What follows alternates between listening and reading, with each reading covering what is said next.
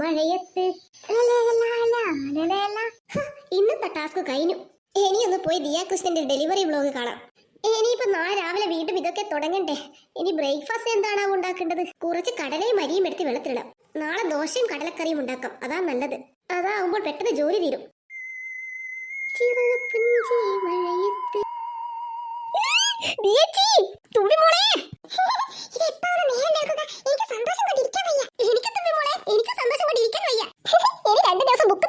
അതാ ആശ്വാസം.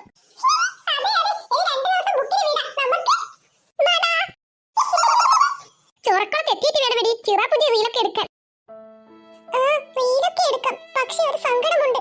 എന്തിനീ റീൽ എടുക്കുന്നതിനോ? അതിനൊന്നുമല്ല, നമ്മൾ പോയാൽ അച്ഛനും അമ്മയും ഇവിടെ കഴിച്ചാവില്ലേ? ശരിയാ തുമ്പി മോളെ, അത് ഞാനും ആലോചിച്ചു. പാവം, അവർക്കും വന്നാ മതിയായിരുന്നു.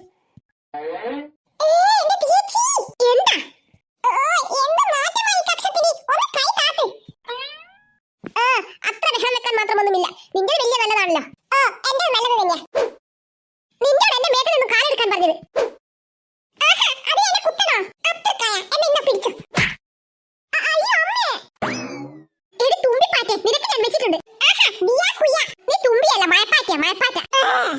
എന്താ അവിടെ ഒരു ബഹളം?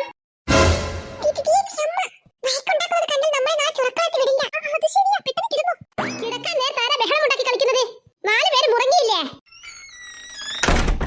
ഓഹോ, കിടന്നില്ല അല്ലേ? നിങ്ങളാണ് വിളിച്ചു കൂവിയത്? എന്താ വിചാരിക്കുന്നത്? നിങ്ങൾ കാരണം ചുറ്റുപാടുള്ളവർക്കൊന്നും ഉറങ്ങണ്ടേ? അതിന് ഇവിടെ ആരാ സൗണ്ട് ഉണ്ടാക്കിയത്? നിങ്ങളല്ലേ? എന്നാ ദിയയും തുമ്പിയായിരിക്കും. എന്നാ പോയി കിടന്നു. അല്ല, നിന്റെ പുറകിലെന്താ? പുറകിലെന്താ? ഒന്നുമില്ല. ഉണ്ട് ജോ, ജോനോട് മറന്നുപോയതാ. ഫോണിലെ പുറകിൽ. ഓഹോ, ഫോണാണോ മറച്ചു പിടിച്ചത്? എന്നിട്ടാണ് നീ ഒന്നുമില്ലെന്ന് പറഞ്ഞത്?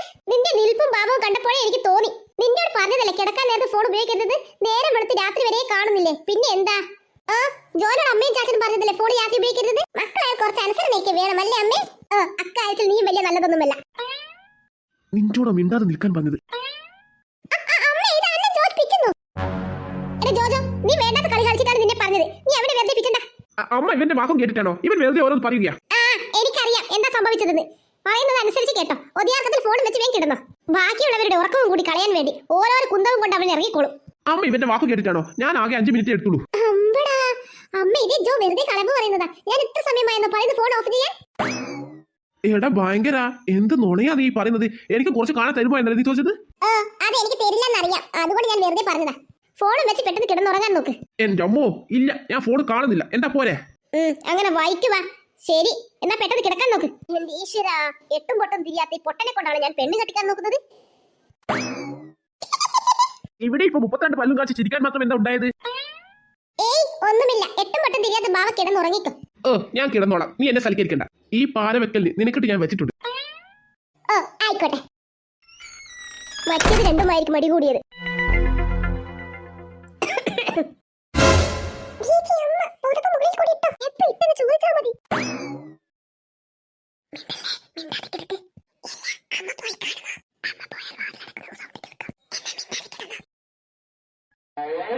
രണ്ടും ഉറങ്ങിയെന്നാ തോന്നുന്നത്.